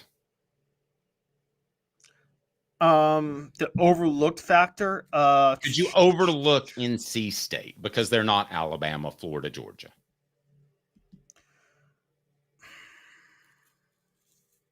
See, I would say this. Because they have that ranking next to them, you don't overlook them. Here's why they won't overlook them. Guys, I keep telling y'all this, and I've told y'all since the middle of 2022, Heupel has put all of his eggs in the 2024 basket. Part of that is making Nico a Heisman contender. You're not going to miss a chance to make your quarterback a Heisman contender when you're playing a ranked team. That's why you're not going to overlook it. I mean, this is a Heisman type moment for Nico. It's not going to win in the Heisman. It won't even put him in the top 5 into national analysts the way it should. It's the game that can get them to start talking about him as a Heisman candidate. 2 weeks from now is when he becomes a Heisman frontrunner. I've told you guys that. Oklahoma is when he becomes a Heisman frontrunner. But this game is when people start talking about him for the Heisman. Let me tell you about Rick Terry Jewelry Design. Rick Terry Jewelry Design. They have the fire opals that are a Tennessee tradition, and they are unbelievable right there on Kingston Pike. You will love Rick Terry Jewelry Design, a master craftsman who can do things that other people just can't with your jewelry if you need any repairs. But those fire opals are awesome. Also, all you have to do is be a free member of Hooker's Corner. Hooker's Corner, be a free member, and you can take part in Rick Terry's Great 8 Garmin Challenge, and it's awesome. You can win a watch over $1,000. All you have to be is a free member of Hooker's Corner and a subscriber to this station, and when we hit 8,000 subscribers, we'll give away a Garmin. That's pretty awesome. Now, Tennessee is doing quite well in recruiting a certain area. We shall discuss and give you a little taste of what you can find in Hooker's Corner on a daily basis. Calhoun, Dave Hooker, 2 minutes. Why Tennessee is quickly becoming the school that North Carolina schools are choosing. And it's an old school reason that still applies today. 2 minutes. Hang tight. And the game begins, you need a team you can rely on. Ray Varner Ford & Clinton's strong lineup of vehicles is crafted with the same dedication and hard work that drives our community. Step up your game in this 24 Ford Maverick Hybrid, $25,515. 23 Ford Escape all-wheel drive, $30,995. 24 Ford F-250 Crew Cab 4x4 STX, $59,757. Local you trust, performance you can afford.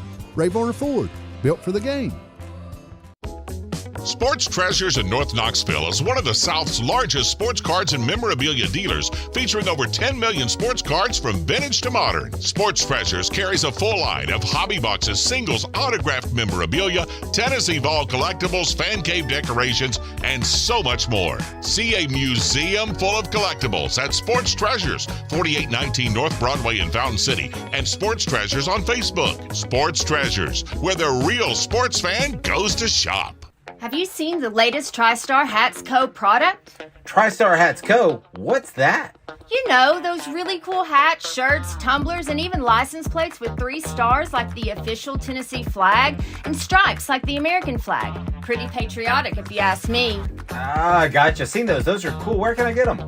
Simple. TriStarHatsCo.com. And if you order now, there's 10% on any order $50 or more. Plus, use the promo code HOOKED. With the promo code HOOKED, you get 10% off. That's hooked. And don't forget free shipping with any order over $50. Stock up at TriStarHatsCo.com. That's TriStarHatsCo.com. There are plenty of wannabes out there, so make sure you go to TriStarHatsCo.com for the best quality and customer service. Will do, and I'll be sure to use the promo code HOOKED. That's hooked when I do, to save an additional 10% off. TriStarHatsCo.com. TriStar Hats Co. is a trademark of TriStar Hats Co. LLC. Any use without express written consent is prohibited. Now in its 45th year, the second and third generations continue Joe Neubert's commitment. His vision of what this business needed to be, we still try to live up to that. Joe Neubert Collision Center. The Dave Hooker Show, represented by Banks & Jones, Tennessee's trial attorneys. Play to win, banksjones.com. Who's this guy? Hello, who is it? The Dave Hooker Show, Who? a presentation of Off the Hook Sports, What? YouTube, Apple, Spotify, and the free Off the Hook Sports app. Back to Dave Hooker. We done our stat of the day yet, Caleb? It's been a fast We moving have show. not. We have Okay. not.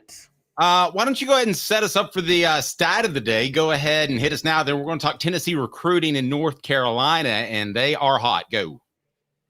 Yes, so our stat of the day is going to be a funny one because we were just talking about Tennessee, NC State, and I'm going to do the last time Tennessee against NC State played, and give a shout out to a guy named Cordarrelle Patterson, who had 6 catches for 93 yards and a touchdown, 2 carries for 72 yards and a touchdown, 165 total yards. It was his debut for Tennessee as he led them to a 35-21 win over NC State to open the 2012 season. Nobody knew just how bad that defense was going to be yet. No, that's a pretty good one. Who's NC State's greatest player ever? I feel like I know Phillip less Rivers. about. Phillip Rivers. Oh yeah, Phillip Rivers. But and Russell Wilson played for them too. Who else? Russell Wilson played for them for 4 years too. Okay, yeah. I feel like I know less about NC State than most schools in the regional area for some reason. Maybe it's the one school I haven't been to out of all the ones we talk about. They actually probably care about their football more than most of the other schools, interestingly enough. But yeah, it's not like it's definitely in the Tech Triangle with Duke, UNC, and NC State. It's the least academic of the schools. All right. So again, share your thoughts on Mayo if you don't mind, Caleb. It's the Mayo Classic. It's disgusting. It's absolutely disgusting. So good. All right. On the poll question, as we're going to break down some Tennessee football recruiting in the state of North Carolina, we wrap up the last poll question. That is, I would be blank if Tennessee didn't beat NC State by double digits. Okay, still a win, gets 55% of it. Nervous, Vols should win big. I'm in the latter. Now, my favorite condiment is on the YouTube page right now, and you can vote on that. And the choices are mayo, ketchup, mustard, hot sauce. If you had to choose between those and rank them, what would it be, Caleb? Mayo, mustard, ketchup, hot sauce. Hot sauce, mustard, ketchup, mayo. Okay. So you believe Tennessee is going to beat NC State by 2 touchdowns, right? Right. Okay. Minimum. Okay. So if not, are you willing to eat a mayonnaise sandwich on the program? No. I put mayonnaise in my coffee for you last year. That's enough. Goodness. All right. I'll ask Jimmy if he'll do it. He probably won't either. You think John Adams would eat a mayonnaise sandwich if I ask him? Maybe. I have no idea. Right. Tennessee recruiting in North Carolina. I want to remind you, increased recruiting coverage and a chance to win big-time prizes thanks to our friends at Sports Treasures. Sports Treasures is in North Knoxville. Over 5 million sports treasures. They are phenomenal. They'll provide our monthly giveaway that if you're a paid member, $9.98 a month is all it is. You'll get increased recruiting coverage and opportunity to win big-time prizes like that autographed Joe Milton helmet, and also more interaction with me and Caleb Calhoun. So David Hobbs is, I believe, going to be one of Tennessee's biggest risers in terms of what we thought of him. When we talked about Tennessee's defensive line, we mentioned the names Omari Hand, Omar Norman Lott, Elijah Simmons, and they all deserved more mention than Hobbs at this point. But Hobbs spoke to the media, and he said when coming from North Carolina, when coming from Charlotte, and by the way, he was involved in Tennessee commitment David Sanders recruiting, helped out there. Hobbs said it was really the SEC, and it was wanting to play in the SEC. That speaks to what you said about Clemson earlier, that they could be on the downward path, and maybe even high school kids know that the ACC is not where you want to be. So outside of Tennessee, Caleb, not being able to overcome a connection like a legacy player or location, should they ever lose to anybody in the state of North Carolina if it's a guy they really, really want? You know, it depends on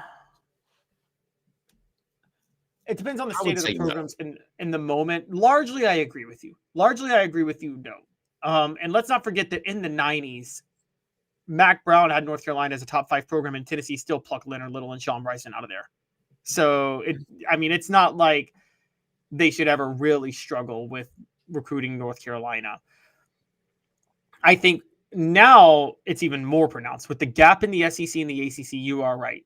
It's even harder to make. It's even harder for a North Carolina school to sell to a North Carolina kid why they should go there over Tennessee. So I think it's incredibly difficult. Who is Tennessee's, in your opinion, and I want to hear this on the message board too, who's now their greatest competition in Carolina? Because right now they're plucking Charlotte in particular, getting the guys that you want. I'll have a column up about this here very shortly. If you're a member of Hooker's Corner, I believe you already have access to it, but it'll be up shortly. Caleb, that Charlotte area in particular, Leonard Little, Jonathan Crompton was a 5-star commitment. I know things didn't completely work out. Heath Schuler. And I can tell you from covering recruits in that area, especially Western North Carolina, there are almost as many Tennessee fans as there are Tar Heel fans. Oh, absolutely. Absolutely. I mean, it is and if you guys don't notice, this shows in basketball. Tennessee hired 2 head coaches from Western North Carolina in the past 25 years, Rick Barnes and Buzz Peterson. Actually 3. I think Jerry Green is from Western North Carolina too, if I'm not mistaken. North Carolina ties. I don't know where he's from. I doubt he remembers. Right, you had a little too much. The reason I bring that up though is whatever you think of them as coaches, what Buzz Peterson and Rick Barnes had in common, not only were they from Western North Carolina, they had deep Tennessee ties. Buzz Peterson's father was a Tennessee fan, and he said he remembered as a kid coming to the Tennessee games regularly because it was just right over the mountains. And Rick Barnes, his now wife, was a Tennessee grad. They were dating when he was at Lenore Ryan and she was at Tennessee, and he would make the drive to visit her every weekend. And so Western North Carolina has deep ties. Here's the problem. The best football in the state is Southern North Carolina and then the Tech Triangle, which is not necessarily Western North Carolina. It is kind of for those, if you guys don't know North Carolina, it's Little America. It's 3 distinct regions: Appalachia, Beach, and City and Suburb. And the city suburb areas is where the talent is, and that's not Western North Carolina. I'm not giving you guys Asheville. Sorry. So Tennessee already has Faison Brandon, the quarterback who's committed for the 2026 class. And I'm jumping beyond 2025 because I think this class is pretty much done. Some other guys to definitely keep an eye on is Zion Ely out of now he's actually out of Baltimore, so I have misstepped there. Let me pull those up, Caleb. But again, so who do you think is go back and tell me who you think is Tennessee's biggest competitor in the Carolinas? Includes South in this as well. No, I mean, it's obviously Clemson. I do think that I think South Carolina, if South Carolina ever made the right hire, could be competitive, but they've just, I mean, they were smart knowing what they were, hiring 2 seasoned veteran coaches in Lou Holtz and Steve Spurrier that kept them relevant for a while. But Dave, let's call it what it is. Steve Spurrier didn't like to recruit. He was lazy. I mean, I'm sorry. I like Steve Spurrier, but we all know he was kind of lazy. And Lou Holtz is probably, in this day and age, the worst possible recruiter you could ever have as a head coach. What kid would ever connect with Lou Holtz? Probably not many. All right. So I think Faison Brandon could lead to a couple of different guys getting serious interest from Tennessee. So just taking a look at the top players in the 2026 class from North Carolina, you have Rodney Dunham, Myers Park. That's in Charlotte, edge rusher. The interest is kind of cool in him early. Again, we're talking about 2 classes from now. Also, another name to watch is Kendra Harrison out of Providence Day School. Who plays at Providence Day School, Caleb? That would be Faison Brandon. David Sanders, right? David Sanders. Yes, David Sanders. That would be David Sanders. Sorry. All right. Ikeen, brain lapse. Excuse me. That's all right. Ikeen Ogbuku out of South Garner is an offensive tackle. He may be the biggest name to watch and the toughest guy to get. I'm hearing Georgia right now, but we shall see. And then I see, from those I talked to, Ohio State also places a premium on North Carolina, which might surprise you, Caleb. They've got a commitment from a 2000. Well, let me see if he's a commitment for sure, but I've been told they've got a quiet commitment from Aiden Harris at the very least. So no, he's not committed yet, but I think that's going to be a tough one to get. And then when I go back to the 2026 class, they got the number 3. They got another one of the top prospects out of North Carolina. So Caleb, yeah, I think Ohio State may be a factor in there as well. It kind of reminds me of back in when everybody knew to recruit the state of Florida. I think everybody knows to recruit the state of North Carolina now. Oh, everybody does. Absolutely. And you're good. This is why you're seeing North Carolina wants to care about football. They really do, guys. That's why they're embracing the Jordan brand and all of that. I mean, they want to have a staple. They just can't. Part of it is, I mean, their fan base just doesn't care that much about it. It's kind of a hard truth, but their fan base just only wants to be a basketball school. North Carolina Tar Heel fans, I can tell you right now, would rather beat Duke in a regular season basketball game than ever win a championship in football. So all that being said, Caleb, would you play this game if you had it to do all over again, or would you have a home game at Neyland Stadium? You're in Charlotte. You're going to get a lot of pub. I'd have a home game at Neyland Stadium. I mean, there is no way that you are making the same amount of money. I'd actually rather do a home and home, like one in Knoxville, than play a neutral site game with the pub that comes with playing in Charlotte. There's no way you get the same revenue with that.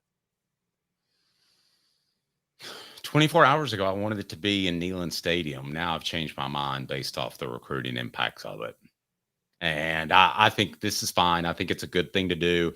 I don't want to lock into NC State, like you said, of a home and home, because you could potentially lose that game on the road if things go south. I'm okay with a game like this. Otherwise, I'm scheduling Patsy's. And I've said that before, but this one I think really helps you in recruiting and worked out.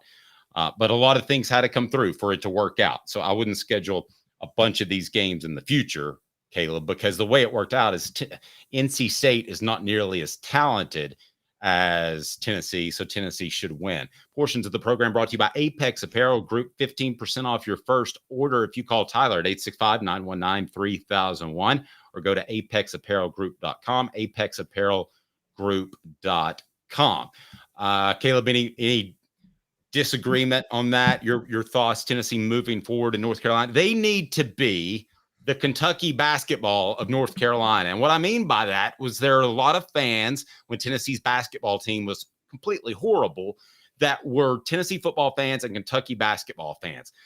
Tennessee needs to be the alternate team for North Carolina fans that love North Carolina basketball, but know that all their teams are terrible in football. So, yes, that's a good point. I can get around. Here's why I kind of can come to your side. Charlotte isn't just about recruiting North Carolina. Charlotte's kind of the capital of South Carolina too. So playing in Charlotte, you establish a presence in both states. Now, if you did it in Raleigh, that's straight up North Carolina. But playing in Charlotte, you really are establishing a presence in both states and even Georgia. Yeah. And for the Tennessee fans that are going there, you want to hear something weird? Smoking still really big in North Carolina. You will see just I don't know what it's like now. Maybe I went to the Dukes Mayo Bowl game 2 years ago, so I know. It's bizarre. I mean, they're just still smoking like it's 1988. Just, I mean, people in there. I don't begrudge you if you smoke at all, but it seems like a poor choice. I'm just going to say that. This part of the program brought to you by Winston Cigarettes. Have you ever been to a NASCAR event where they give away cartons of Winston's back in the day? No, I have not. You just walk in, show your ID, you walk out with a carton of Winston's. That's marketing, baby. Speaking of, hit the like and subscribe button on the way out. I can't tell you how much we appreciate you. Please make a mental note of our sponsors and advertisers. That's why we're here. They mean the world. Thank you so much. And certainly our good buddy Banks and Jones. You've got to check out T. Scott Jones, the show represented by Banks and Jones, Tennessee's trial attorney. That's right, Tennessee's trial attorney, Banks and Jones, banksandjones.com. Other lawyers say they'll go to trial. They won't. They'll settle and settle for less. Not at Banks and Jones. For Caleb Calhoun, I'm Dave Hooker. This has been a presentation